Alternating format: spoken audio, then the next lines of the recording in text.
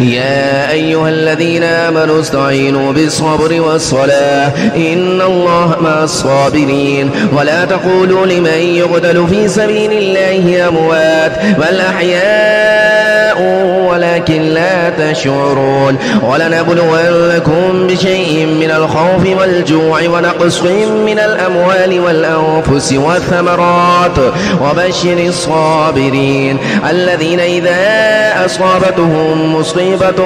قالوا إنا لله وإنا إليه راجعون أولئك عليهم صلوات من ربهم ورحمة وأولئك هم المهتدون إن الصفا والمروة من شعائر الله فمن حج البيت أو اعتمر فلا جناح عليه أن يطوف بهما ومن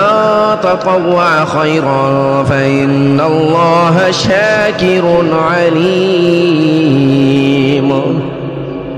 إن الذين يكتمون ما أنزلنا من البينات والهدى من بعد ما بيناه للناس